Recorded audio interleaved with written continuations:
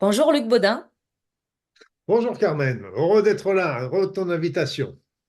merci d'avoir accepté cette invitation. Je t'ai invité pour parler de ton roman, qui est sorti cet été, qui s'appelle La chute des maîtres à l'éveil de l'humanité. Je vais te laisser te présenter, bien que ce soit pas tellement nécessaire, hein, parce que tout le monde te connaît, mais pour la forme, et on ne sait jamais, pour ceux qui ne te connaîtraient pas, je vais te laisser te présenter, et puis ensuite on va prendre notre interview.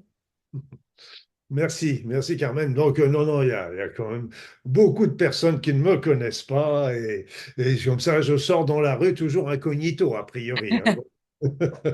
Donc là, je suis Luc Baudin, je suis un ancien médecin, je suis spécialiste en soins énergétiques, en médecine naturelle, je suis par ailleurs auteur et conférencier et auteur de livres, bien sûr, de nombreux livres, mais de romans. Et c'est toujours un grand plaisir, les romans, parce que bah, c'est vrai qu'on peut se permettre de dire dans les romans des choses qu'on ne peut pas dire parce que pas étayées par des preuves, etc., donner son opinion, tout simplement. Et c'est pour ça aussi que le roman, là, La chute des maîtres, euh, il y a beaucoup d'éléments qui sont expliqués dans ce livre, annoncés dans ce livre, qui sont juste vrais, qu'on peut retrouver des explications sur Internet, etc. Mais j'ai voulu aussi, à travers ce roman, montrer comment il était possible de vivre, par exemple, son évolution spirituelle, tout simplement. Parce que c'est gentil de dire, soyez dans l'amour, lâchez prise, etc., faire confiance, écouter les synchronicités. Tout ça, c'est joli, c'est joli. Alors, entre autres, parce qu'il y a beaucoup de choses, et je pense que tu vas me dire un petit peu sur quoi tu veux qu'on s'oriente dans notre interview, mais dans ce livre, c'est déjà ça montre comment on peut vivre avec les énergies, avec la synchronicité, avec l'amour, avec le partage, et sans être dans l'agressivité et la nocivité. Donc c'était aussi un des challenges de ce livre, sans parler de nombreuses choses qui sont expliquées, voire révélées.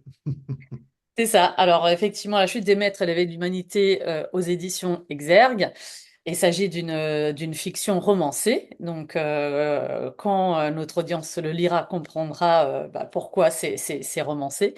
Et donc, ce livre, je pourrais dire qu'il est destiné aussi bien aux lecteurs peu avertis que aux lecteurs éveillés.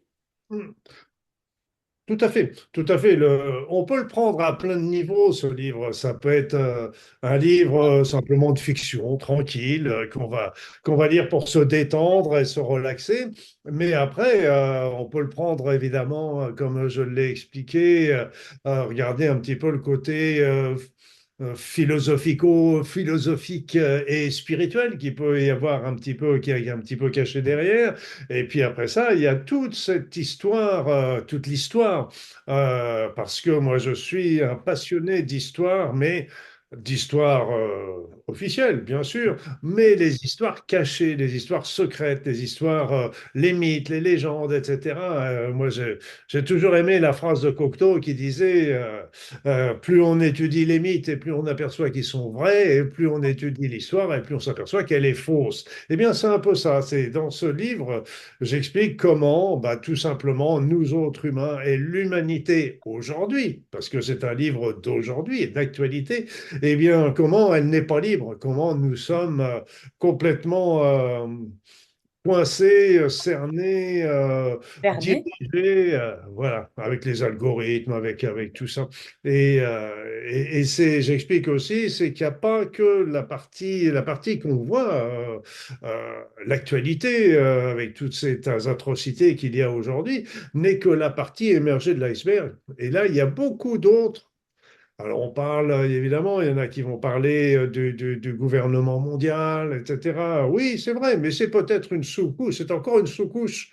Et il y a des couches et des couches. Et ce qui est amusant, c'est qu'il y a toujours les dirigeants pensent toujours être les maîtres, mais ils sont eux-mêmes manipulés par d'autres qui sont encore dans l'ombre et qui sont encore derrière et qui sont aussi des marionnettes des marionnettes. Voilà. Voilà. L'histoire de l'arroseur arrosé. Alors effectivement, comme tu disais, il y a plusieurs lectures possibles pour ce roman. Donc, bien sûr, on va pas tout dévoiler, mais donc ce roman, il a été écrit autour de quatre personnages principaux. On peut peut-être donner les noms.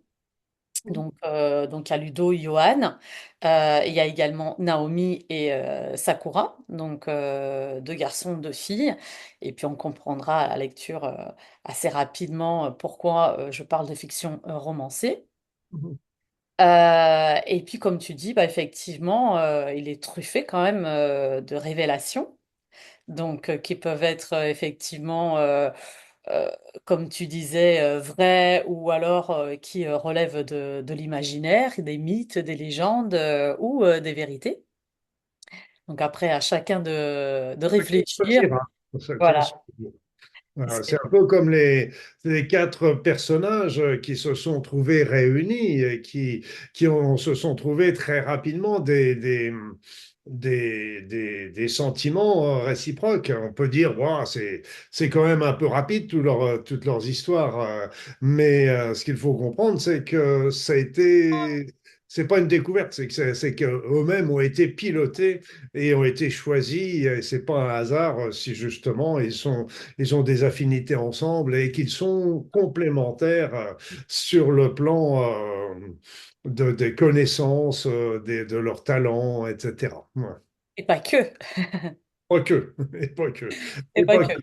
Et c'est vrai il y a plein d'informations sur beaucoup de choses tout autour du livre, parce que à chaque fois, quelque part, on fait même des voyages dans le temps, on fait des voyages dans d'autres dimensions, on va rencontrer des personnages euh, qui sont là, présents et qui arrivent et qui traversent le roman et qui apportent leurs informations. Et sans parler des civilisations intraterrestres, voire extraterrestres, évidemment.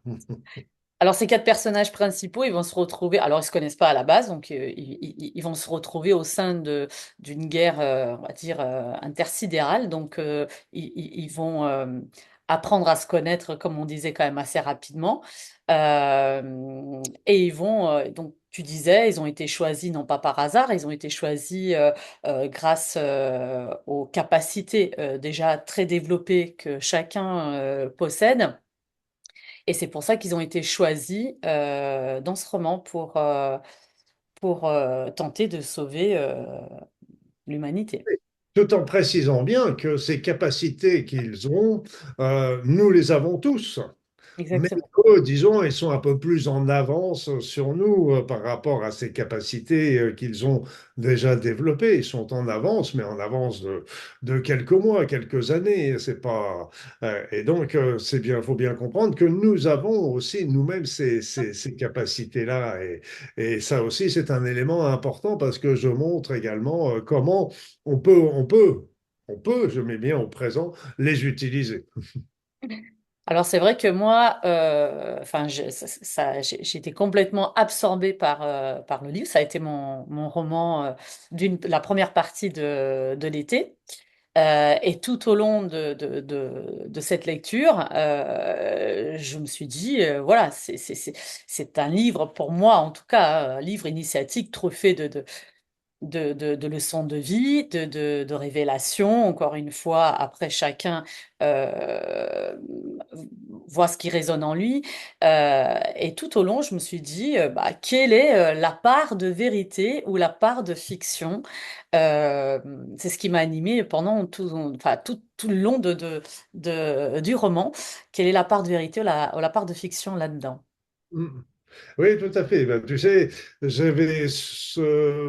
La chute des maîtres, j'avais écrit déjà un autre livre il y a quelques années qui était dans la même veine, qui s'appelait Roger Humana. Voilà. Et, euh, et donc, on pourrait dire la même chose avec celui-ci parce qu'il y a certains lecteurs qui m'avaient envoyé un petit message en me disant, mais écoutez, je viens de lire votre livre, votre roman, et on a fait des tests. Ils testaient avec le pendule en particulier. Et ils me disent, mais il y a 95% de ce que vous racontez est vrai.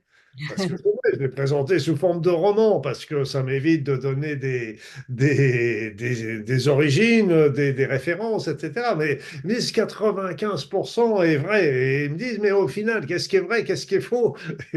Donc c'est évident, l'histoire romancée des quatre personnages, c'est l'histoire fausse, enfin imaginaire. Mais comme je leur disais en plaisantant, de toute façon, mis à part ce qui est faux, tout est vrai, hein. C'est ça. Alors, moi, ce que j'ai beaucoup aimé également, c'est tout au long de ton roman, c'est le souci du détail. C'est-à-dire que euh, tu donnes vraiment beaucoup de détails. Alors, que ce soit quand tu décris un autre personnage qui arrive, son aspect, son essence. Une autre planète, par exemple. Également, il y a quelques petits passages assez coquins, hein, je vais considérer ça de coquins, avec beaucoup de détails. Alors, moi, j'ai beaucoup apprécié ça parce que, comme je t'ai dit juste avant l'interview, avant que l'interview démarre, j'avais l'impression d'être en immersion, en fait. Et comme tu as dit, s'identifier, c'est-à-dire qu'on va s'identifier à un ou un autre personnage. Mais là, j'ai l'impression d'être dans une salle de cinéma avec un écran géant et j'étais en immersion vraiment dans ce roman. Et le souci du détail est vraiment extraordinaire. Merci. Mm. Oui, et c'est vrai qu'il faut aussi faire attention à être cohérent, c'est-à-dire bon, dans les descriptions, dans les actions, il faut être cohérent, il ne faut pas non plus donner un exemple et puis partir sur autre chose, mais là, quelques pages plus loin. Mais ce qu'il faut savoir, c'est que, et ça je l'ai appris en écrivant des romans, c'est que l'écriture d'un roman nécessite, pour moi du moins, eh bien, plus de travail que d'écrire un livre. J'en ai écrit beaucoup de livres sur les médecines naturelles, l'évolution personnelle, le Ho'oponopono, etc. Mais pour un livre, pour un roman, c'est beaucoup plus, parce qu'il faut donner une caractéristique, une psychologie à chaque personnage, à chaque fonctionnement, etc. Et puis, donc, ça nécessite un travail tant sur l'étude des personnages et puis que chacun ait un petit peu son, son, son aspect particulier et comme on l'a dans la réalité d'ailleurs, tout Bien simplement. sûr. Ouais. Et puis après, les descriptions aussi, ça nécessite aussi à chaque fois lire et relire et mais j'ai pris énormément de plaisir à écrire ce livre et comme je dis souvent, si le lecteur prend autant de plaisir à le lire que moi j'ai eu à l'écrire, c'est magnifique. Oui, mais je veux bien te croire parce que, encore une fois, le sens, le souci du détail y est. Donc, j'imagine effectivement qu'il y a des heures de recherche, de lecture et de relecture pour proposer une cohérence, effectivement, et qu'on perde pas le fil et surtout donner une légitimité parce que, enfin, on a vraiment l'impression que ces personnages-là existent vraiment et tous les scénarios que tu nous décris également. C'est-à-dire que moi, je l'ai visualisé complètement à la lecture de chaque description. Donc, c'était vraiment, enfin, moi, j'ai adoré ça. Ben, c'est pour ça, c'est que les différentes situations, les différents endroits où ils vont, là, on commence par exemple par Bougarache, Oui. dans le sud de la France. Donc là aussi, il y a les descriptions du lieu où j'y suis allé. Mais après ça, on va se retrouver dans certains endroits, dans certaines bases, etc. Donc ces bases existent. Alors, moi, j'avais une question. Pourquoi cet endroit-là de la France? Pourquoi? Et pourquoi pas? Oui, mais Pourquoi? C'est vrai qu'on aurait pu se dire, bon, bah, il y a tellement d'endroits, pourquoi avoir choisi cet endroit-là Que pour la Bougarache, rencontre? moi j'ai vécu à quelques kilomètres de Bougarache, j'étais à une trentaine de kilomètres, donc je m'y rendais régulièrement et il y a une petite histoire il y avait, qui raconte que justement de l'autre côté de Bougarache, du mont Bougarache, il y a vraiment là, comme je l'explique dans le livre, la montagne qui descend à pic, donc personne ne peut monter et passer par là.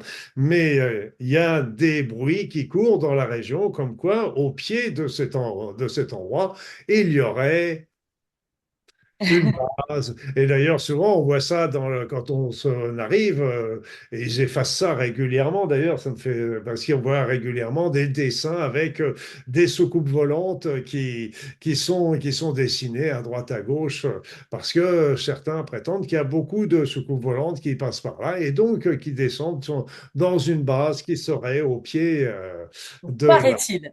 Paraît-il.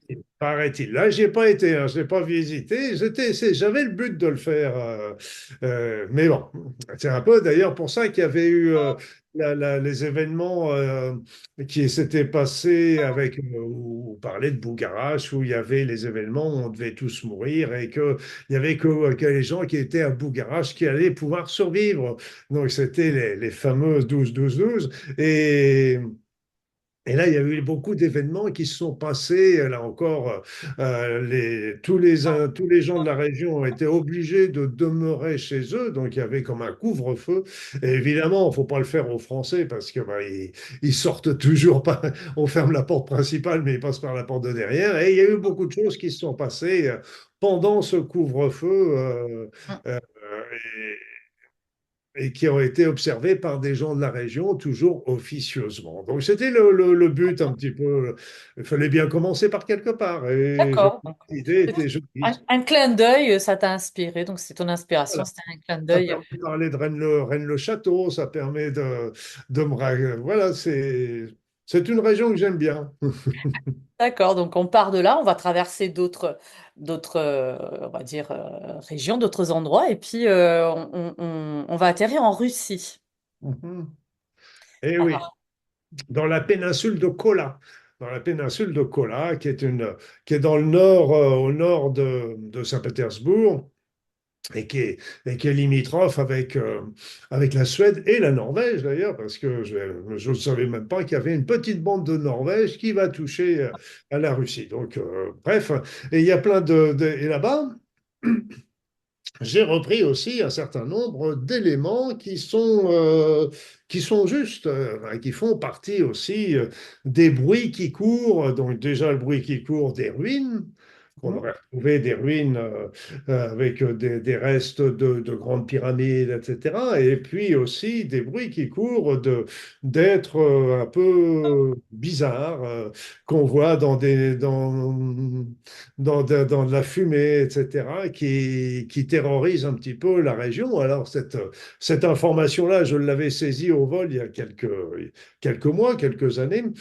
Sincèrement, j'entends plus parler de grand-chose, mais ça m'a servi d'inspiration par rapport à ça, parce que euh, je pense qu'il y a quand même quelque chose de bizarre qui se passe dans cette péninsule ou qui s'est passé dans cette péninsule. J'en sais rien. Donc, déjà dans l'ancien temps avec les ruines, donc qui montrent les ruines d'une société ancienne, on parle des Hyperboréens. Oui. Et puis actuel avec ces espèces de fantômes qui apparaissent et qui se transforment en humains. D'ailleurs, ça faisait tout ça, je l'ai pas inventé dans le sens que c'était dans les descriptions qu'on peut retrouver encore sur Internet de ce qui s'est passé dans cette péninsule il y a peut-être un an, 2 ans, 3 ans, j'en sais rien, parce que moi le temps, voilà. Alors effectivement, tu abordes également les anciennes civilisations, donc et des émissaires qui viennent les voir. Euh, et en plus de ces voyages dans le temps et dans des civilisations anciennes, bien sûr, tu nous proposes des voyages dans le futur et puis également dans le passé, qui sont vraiment très révélateurs et très intéressants. Oui, oui, parce qu'ils vont rencontrer un personnage qui, je ne vais pas être ébruité, mais qui dispose d'une technologie permettant ce genre de voyage. Et c'était aussi des petits clins d'œil que j'ai voulu faire par rapport à ça, parce que dans le passé, par exemple, il y avait, on trouve ça un peu partout dans le monde, comme je l'explique dans le roman, c'est qu'il y a des montagnes qui ont un sommet plat. Et donc, pour certains, ça représente les vestiges d'arbres gigantesques qui auraient vécu autrefois sur la Terre et et qui ont été coupés. Coupés par des bûcherons géants, je pense, hein, parce que. Mais bon, ça fait partie de l'histoire, un peu comme ces grosses boules qu'on retrouve un peu partout dans le monde, des boules qui font souvent de 50 centimètres à presque 2 mètres. Et on ne sait pas ce que c'est. On les retrouve dans la terre glaise, on les retrouve au niveau donc ils ressortent du passé comme ça et on ne sait pas ce que c'est. Et donc, une possibilité que j'explique, c'est que ce sont tout simplement des graines de ces arbres géants d'autrefois. Voilà, donc c'est ce que j'explique et sont des possibilités. Chacun prendra ce qu'il en voudra, mais là encore, je donne des noms, je donne des indications, et puis ben, au lecteur intéressé, un peu comme les zoopards dont je parle, c'est-à-dire les objets qui sont à des endroits qui ne devraient pas. Du genre, on a retrouvé un marteau à Londres, mais pas à Londres en Angleterre, c'était à Londres aux États-Unis. On a retrouvé un marteau qui était dans des roches datant de plusieurs millions d'années. A priori, il n'y avait pas d'être humain à cette époque-là. A priori, ils avaient encore moins de marteaux à ce moment-là. Et qu'est-ce que vient faire ce marteau? Et là, il y a beaucoup de hauts d'objets comme ça qu'on retrouve dans des endroits qui ne devraient pas. Donc ceux-là sont carrément mis de côté parce que réfutés, etc. Et moi, je trouve que c'est dommage de les réfuter parce que ils peuvent peut-être éclairer. Et puis, eh ben, il ne faut pas hésiter non plus à remettre en question notre propre chronologie, etc. Et c'est un peu, on retrouve ça aussi avec ces fameuses civilisations. On a la Lémurie, on a Mu, on a l'Hyperborée, on en a beaucoup de civilisations qui auraient émigré à la suite de conflits, de destruction. Ils auraient émigré sous la terre, dans des grottes géantes, où ils auraient continué d'évoluer, d'ailleurs, continué de progresser. Mais ils ont été pour la plupart très éloignés du genre humain, de ce qui se passe en surface, en fait, parce qu'ils préféraient garder leur autonomie. Et puis, c'est vrai que à partir du moment où, s'ils sont connus, ils risquaient d'attirer l'attention. Donc, là encore, qu'on vienne les embêter, voire essayer de les conquérir, parce que c'est quand même notre passe-temps préféré. Alors, au-delà de ces civilisations anciennes, il y a aussi, tu mentionnes des civilisations plus avancées que la nôtre, donc que nous, on aime considérer comme extraterrestres, donc également qui vont avoir leur rôle dans cette guerre, hein, qui bah, aussi, on peut se dire, est-ce vrai, est-ce une légende, de quoi ils nous parlent? De toute façon, pour moi, je n'engage que moi. Là, bon, on est dans le roman en plus, on est dans la fiction, mais pour moi, c'est une évidence qu'il y a des extraterrestres dans l'univers. On n'est pas les seuls. C'est complètement prétentieux de pouvoir dire des choses pareilles. Et je dirais il n'y a pas quelques races extraterrestres. Je pense qu'il doit y avoir des milliards de races extraterrestres. Alors que parmi celles-ci, il y en ait un certain nombre qui soient venus visiter la Terre, c'est aussi pour moi pratiquement une lapalissade. Et on retrouve d'ailleurs ces descriptions dans beaucoup de pays où on parle d'individus qui seraient arrivés du ciel et qui est venu pour enseigner la mathématique, l'astronomie, l'agriculture, l'urbanisme. Et donc, dans beaucoup de pays, on retrouve ces légendes-là. Et donc, c'est vraiment, on retrouve aussi la notion des géants aussi. On retrouve ça avec les Sumériens, avec les Anunnaki, qui auraient un aspect plus reptilien. Donc, et ça, c'est ces races, il y en a évidemment de plusieurs sortes. Il y a les gentils, ou prétendus tels, parce que je suis toujours méfiant jusqu'à quel point ils sont gentils.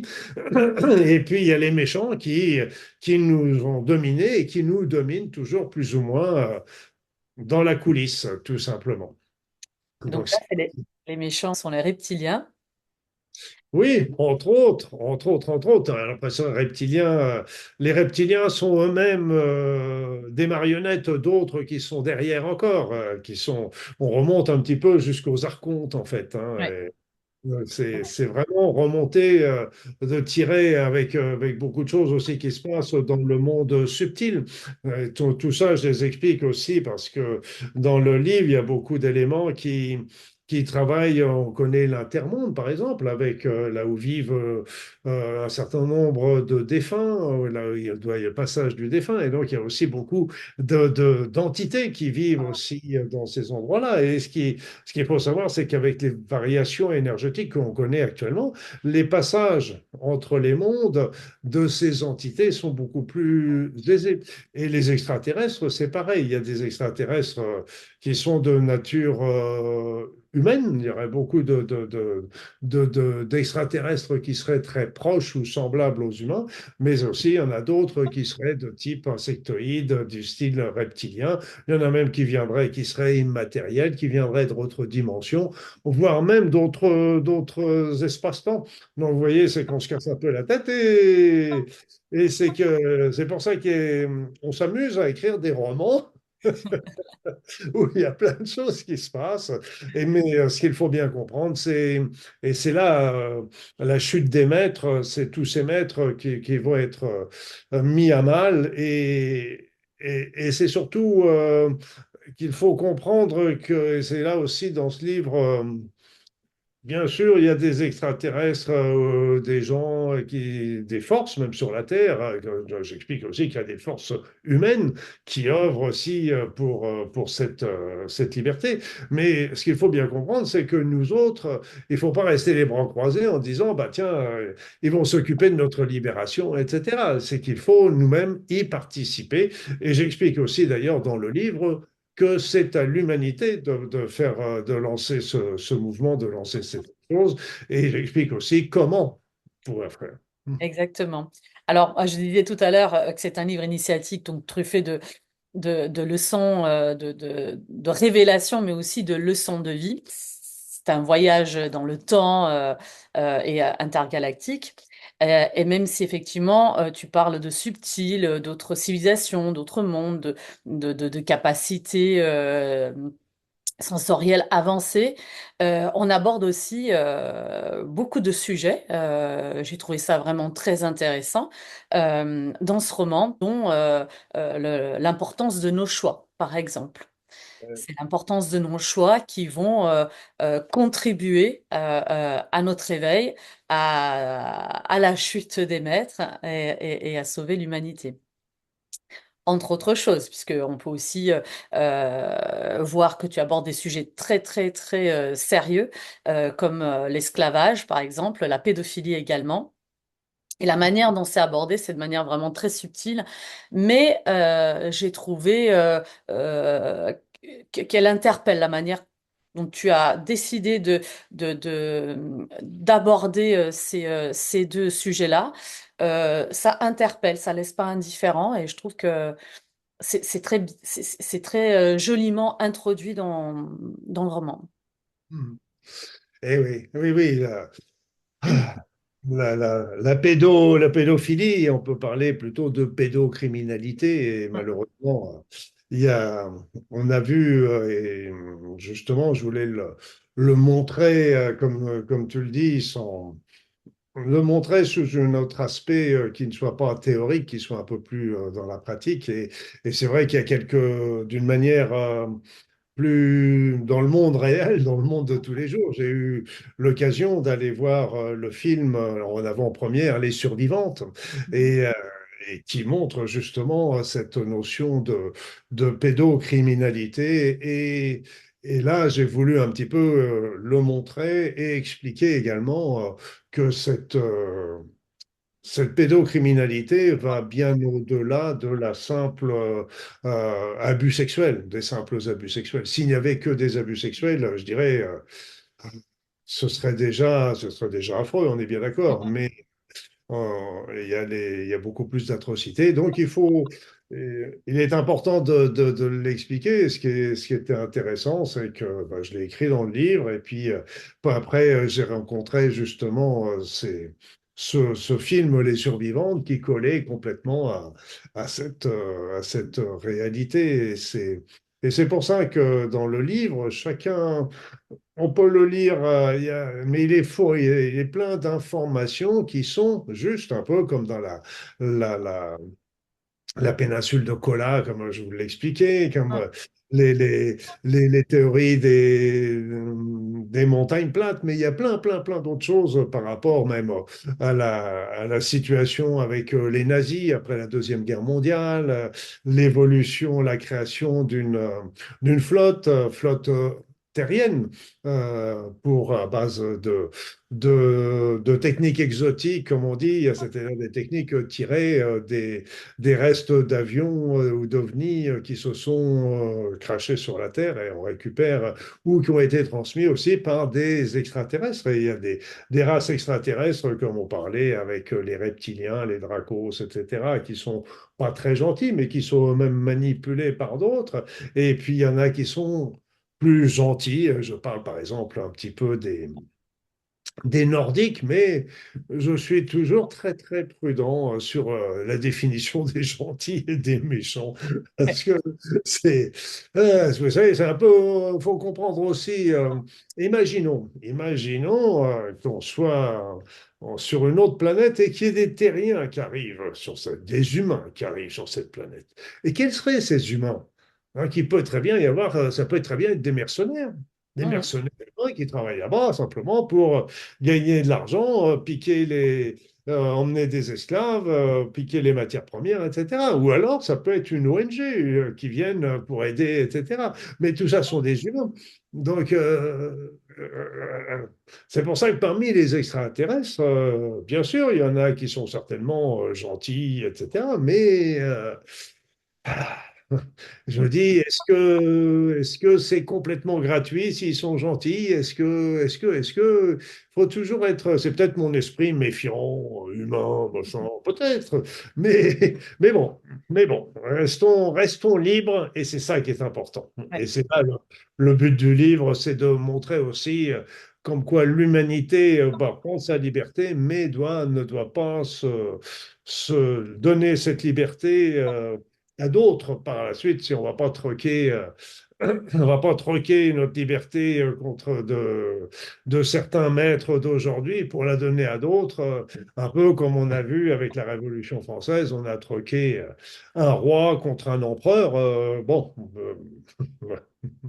C'est ça, c'est qu'est-ce qu'on peut y gagner finalement. Donc l'importance de prendre du recul et de faire appel à son bon sens.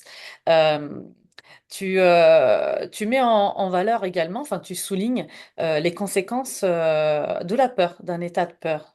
Euh, c'est quelque chose qu'on a connu il y a très peu de temps avec le Covid et ses conséquences. J'ai trouvé ça vraiment courageux et important que tu l'aies souligné de cette manière dans ton roman. Qu'est-ce que tu peux nous dire là-dessus? Qu'est-ce qui t'a incité, motivé à aborder également euh, la peur?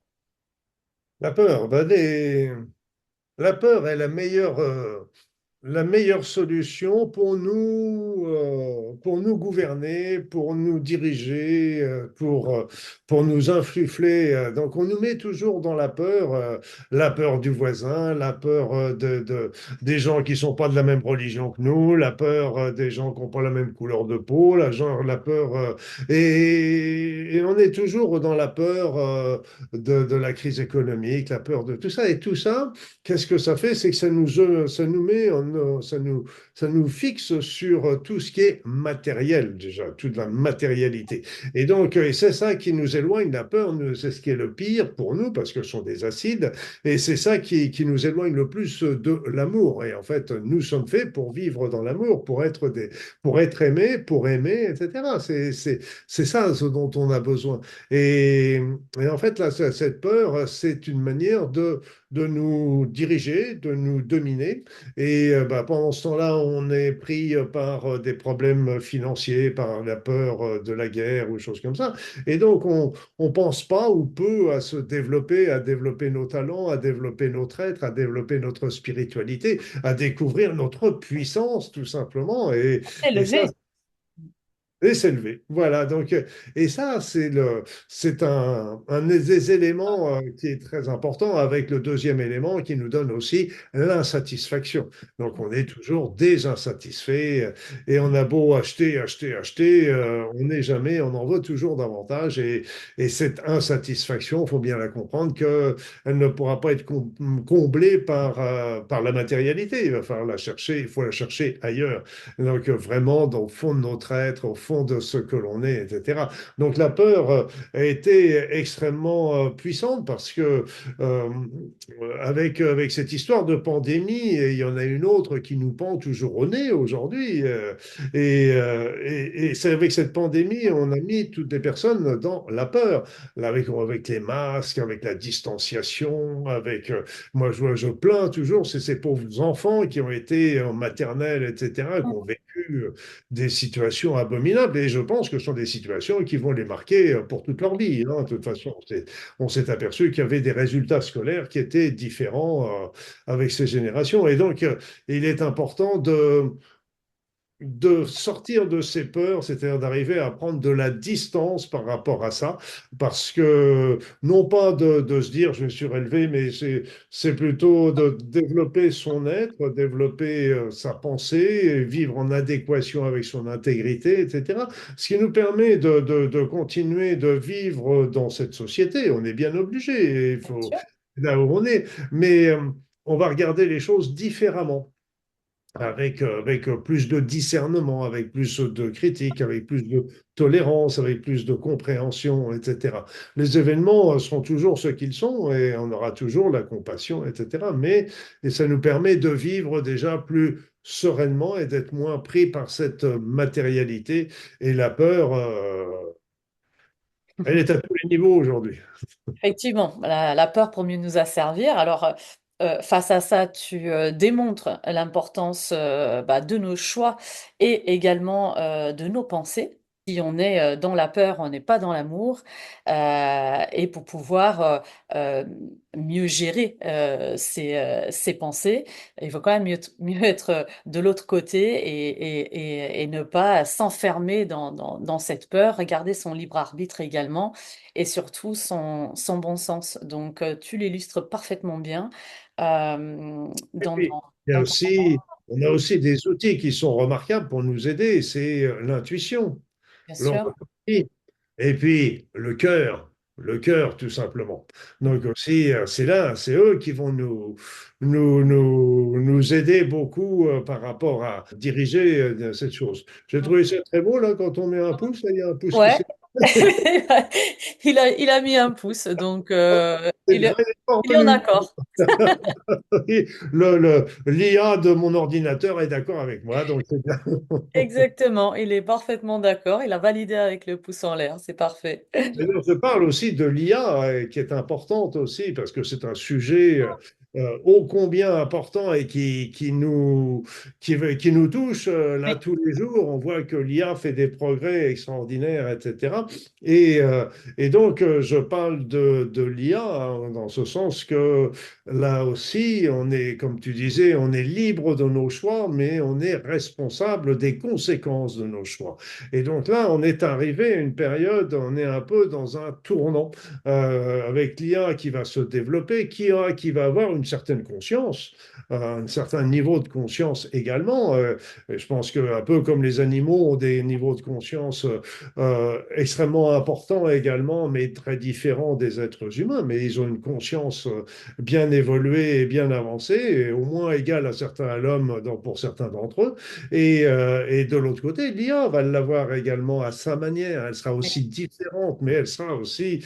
Et ce qui va être important, c'est de comment on va la considérer. Est-ce que, est-ce qu'on va la considérer comme étant subalterne ou est-ce qu'on va la considérer comme étant d'égal à égal avec nous et ainsi de pouvoir faire un travail de coopération, là, qui serait autrement plus intéressant, à mon sens, pour tout le monde. Mais je pense que là encore, le défaut de l'humanité, et surtout des hommes blancs, moi, homme blanc, eh bien, les blancs ont toujours tendance à vouloir tout contrôler, tout dominer, être les chefs, etc. Oui, c'est nous qui t'avons construit, donc tu dois nous obéir. Oui, oui, c'est pas forcément comme ça que ça marche. Ouais. C'est ce que j'explique d'ailleurs, c'est que on raconte dans les légendes que l'humain, l'être humain a été, son ADN a été manipulé dans le passé par certaines races extraterrestres pour le rendre servile d'ailleurs. Et c'est un petit peu tout ce qu'on paye aujourd'hui parce que ça a continué au cours des générations. Et là, il va falloir sortir de ça. Mais bon, est-ce que si ces races nous ont manipulé notre génétique, est-ce que c'est eux qui doivent être les maîtres?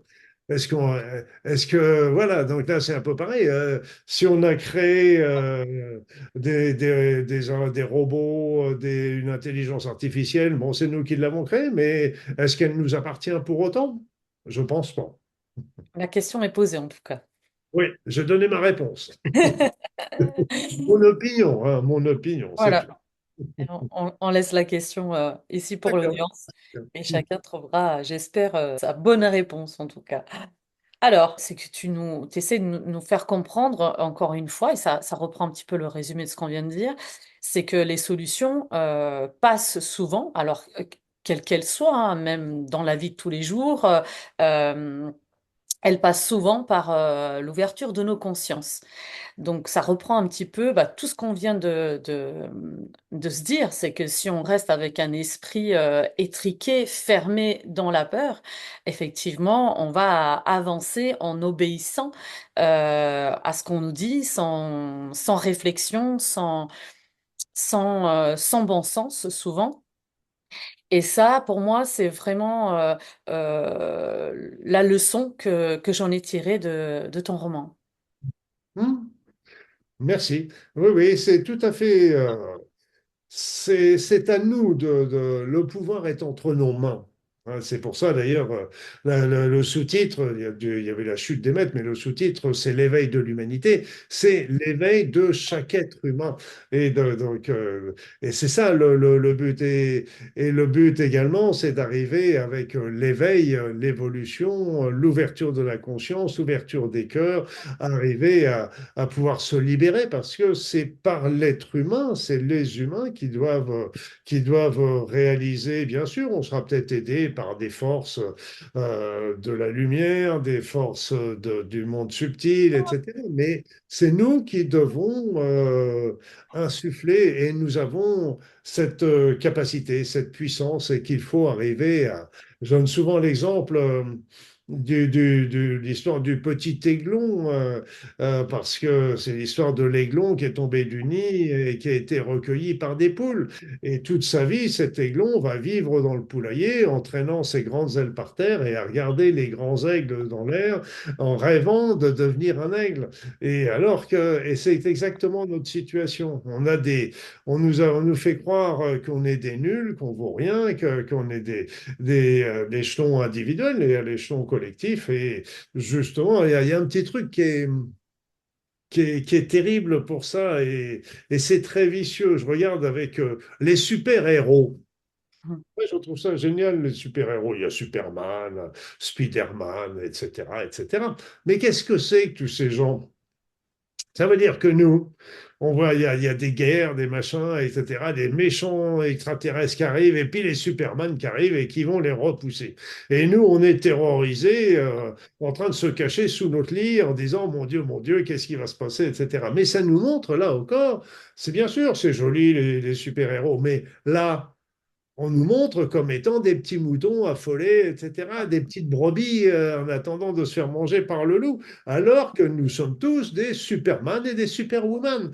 Et donc là, il faut arrêter de nous dire, là encore, on passe notre pouvoir à ces super-héros, on passe notre pouvoir aux gouvernants pour nous protéger, alors que nous avons le pouvoir et que nous pouvons être tous être des Superman et des Superwoman. Yes, je te vois bien en Superman, en Superwoman. Yes. Très bien. Eh ben, écoute, la prochaine fois, prochaine interview, j'essaierai de me procurer le déguisement. Ah, le film qu'il y a eu sur Superwoman, je crois qu'elle s'appelait, je ne sais plus, et a été très intéressant parce que ça a donné aux femmes, parce que déjà les hommes ont tendance à être considérés comme aussi des moutons, mais alors les femmes, c'était encore derrière. Et donc là, d'un seul coup, ce film a redonné aussi une belle confiance, je trouve, aux femmes. Et je veux dire que toutes les femmes sont des Superwoman, hein, donc il faut le tout et de bien D'héroïne. l'entendre. D'héroïne du quotidien. L'héroïne, oui, oui. Moi, je pense qu'il y a beaucoup d'hommes qui auraient du mal à faire ce que le quotidien de beaucoup de femmes. Mais bon, ça, Ça, c'est c'est un mon, autre sujet. c'est mon opinion, je ne regarde que moi. Mais c'est vrai qu'avec et la fin du livre est un peu ça, c'est que ok, on reprend notre pouvoir, on reprend notre liberté, on reprend nos capacités à décider sans être gêné par d'autres. Maintenant, et c'était là la question à la fin, c'était qu'est-ce qu'on en fait? Mm. Ah oui, dire oui, ça y est, les maîtres sont partis, c'est nous qui dirigeons. D'accord, mais qu'est-ce qu'on en fait?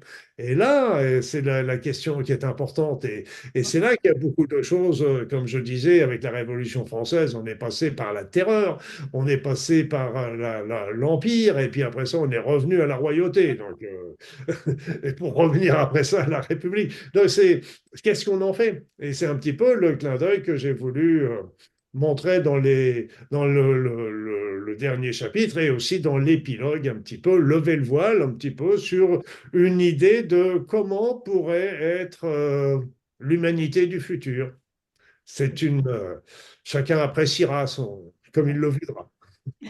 Exactement. Alors, je vais quand même montrer le livre. Alors, voici donc ton roman, donc La chute des maîtres, l'éveil de l'humanité. Donc 230 pages de révélations, de mythes, de légendes, de vérités, d'idées, de sujets passionnants, d'actualité, ou pas d'ailleurs, que tu abordes.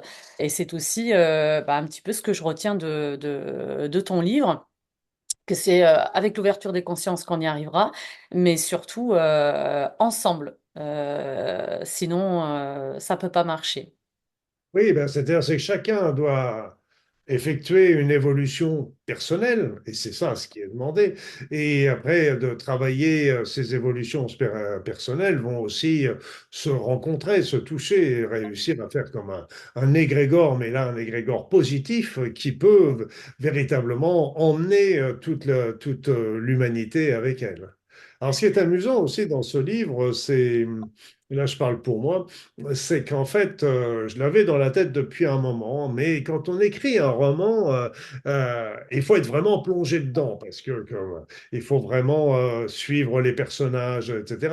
Moi, j'ai du mal à me dire, je vais écrire un chapitre aujourd'hui, un deuxième chapitre une semaine plus tard, parce qu'on perd le fil, on perd les choses, etc. Et là, il y a eu je devais me déplacer à l'étranger, puis en fin de compte, ça a été annulé à la dernière minute. Donc, je me suis retrouvé avec 8 jours sans aucun. J'avais prévenu tout le monde que j'étais parti, etc. Donc, qu'il ne fallait pas compter sur moi, etc. Et donc, j'avais 8 jours complètement out et j'en ai profité pour écrire pas tout, mais une grande partie de ce roman, parce que le premier jet est toujours le plus difficile. Après, c'est plus aisé. Et j'en ai profité de ces 8 jours. Et en fait, je ne savais pas où j'allais. Je savais grosso modo la finalité, bien sûr, mais je ne connaissais absolument pas la trame. Et la trame, elle a été complètement sous l'inspiration tous les jours. Et tous les jours, j'étais content de revenir à mon roman parce que je voulais connaître la suite, moi aussi. C'est génial. Et là, c'est rigolo parce que les synchronicités, il y a plein d'informations qui me tombaient à droite à gauche et que j'utilisais. Oui, tiens, bah ça, je connaissais cette info, mais on me l'a rappelé et je l'utilisais pour le roman, etc. Donc c'est un roman, je dirais, complètement aussi d'inspiration, en fait, hein. Rien n'était prémédité, sauf grosso modo la fin, mais Ouais. encore d'une manière très vague et non définie. Et tu Voilà. savais, Donc, tu savais pas de quelle manière tu allais y arriver et ça s'est fait au quotidien. tous C'est les chemins, etc. Puis moi, ce que j'aime bien aussi, c'est que chaque chapitre soit vivant, que chaque chapitre apporte quelque chose, que chaque chapitre avance à faire s'avancer l'énigme, l'histoire, que chaque chapitre apporte des informations qui sont à chaque fois différentes. Enfin, et on parle de plein de choses dans le livre et chaque chapitre travaille sur un autre niveau que les autres et se présente euh, d'autres histoires et d'autres faits, d'autres découvertes, d'autres hypothèses. Euh, et voilà, c'est que du bonheur. Alors moi j'ai beaucoup aimé la manière dont tu donnes la réplique aux personnages principaux et autres d'ailleurs. J'ai beaucoup aimé ça parce que encore une fois, pour moi c'est ce qui m'a plongé dans le roman. C'est le choix que tu as fait de donner la réplique à chaque fois qui s'exprime. Moi, ça m'a beaucoup plu parce que c'est ça qui m'a tenu en haleine, au-delà de l'histoire, du fond, du chemin, des fois de traverse, parce qu'on part, on revient, on prend un raccourci et puis on repart, etc. Mais c'est ça, à chaque fois que tu as donné la réplique, vraiment, enfin, j'étais plongée dans l'histoire. Et puis, comme je te disais, il faut que chaque personnage a ses personnalités propres. Mm. Donc, ça aussi, c'est amusant parce que, en plus, comme ils ont chacun leur personnalité, ils vont, avec les dialogues, chacun va éclairer un petit peu la situation qu'ils vivent à leur manière différente et leur point de vue différent. Et voilà. Sans parler des petits humours qu'il peut y avoir par-ci, par-là aussi, des Oui, petits. c'est ça. C'est vraiment des personnages auxquels on peut s'identifier, parce qu'il y en a qui ont beaucoup d'humour, d'autres qui en ont moins, beaucoup moins, et qui comprennent pas toujours l'humour de l'autre, ce qui se passe dans la vie de tous les jours d'ailleurs. Donc effectivement, chacun des quatre personnages a son essence, c'est son tempérament qui est différent des trois autres. Et effectivement, c'est comme ça que bah, chacun d'entre nous peut s'identifier à l'un, ou des fois, je suis un peu comme ci, un peu comme l'autre aussi. Et ils sont différents, mais ils sont complémentaires. Ça a été un bonheur, en tout cas, de découvrir et de lire ton roman. Oui, oui. Oui, c'est vrai que même moi, de temps en temps, j'ai l'impression que ces quatre personnages sont vivants, sont réels. Voilà. C'est Bon, c'est vrai qu'avec la pensée, on est créateur, il paraît. Donc, mais pour moi, il y a des moments, vraiment, j'ai l'impression que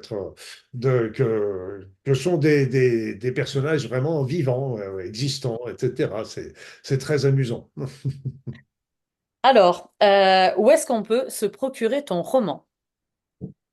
Partout, partout, partout, Partout. partout, partout, partout. Il y a dans toutes les librairies, les grandes surfaces, sur Sur Internet. Internet, évidemment. Donc, sur Internet, vous les trouvez tout de suite à la vente. Donc, il suffit de taper sur le site adéquat mon nom, la chute des maîtres, et puis vous le trouverez tout de suite. Autrement, vous allez dans toutes les librairies, soit ils l'ont en rayon, soit ils peuvent vous le commander très rapidement également, parce qu'il faut penser aussi à toutes ces petites librairies qui nous rendent bien service et qu'il faut aider à vivre, à se développer. Exactement. Alors, quel serait ton mot de la fin? Le mot de la fin, c'est, c'est qu'il faut que tout le monde comprenne que Il a la force en nous. Chacun, nous avons la puissance. Et nous sommes des êtres libres depuis le jour de notre naissance. Maintenant, à nous de faire attention de ne pas donner ce pouvoir à d'autres qui en font certainement mauvais usage. Donc, reprendre bien notre pouvoir, reprendre notre liberté et bien considérer que nous sommes des êtres puissants.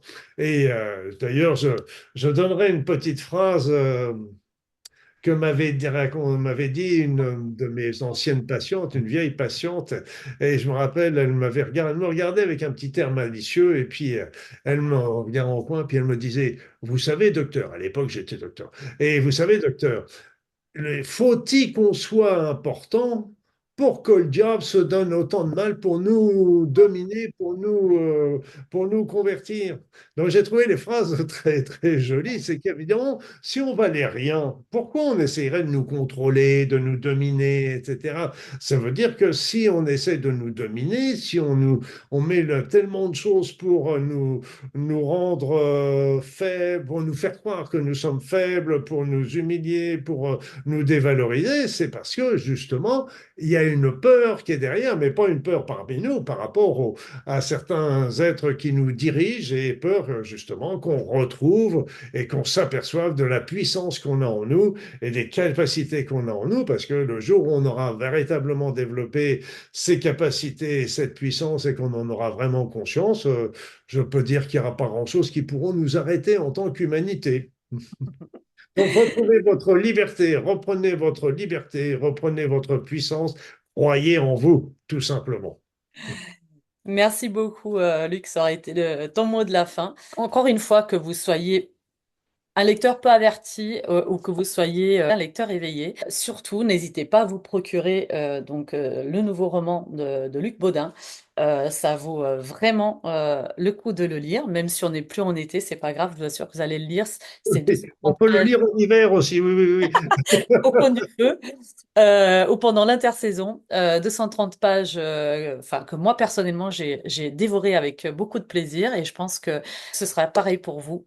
Ma question de la fin, Luc, est-ce que l'humanité peut-elle encore être sauvée et comment? Mais comme je connais déjà ta réponse, je vais la donner.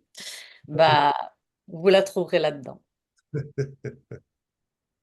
Merci beaucoup, Luc. Merci à tous ceux qui vont suivre, écouter cette interview. Et encore une fois, n'hésitez pas à vous procurer cette fiction romancée. Elle est vraiment extraordinaire. À très bientôt, Luc. Merci Carmen, merci à tous.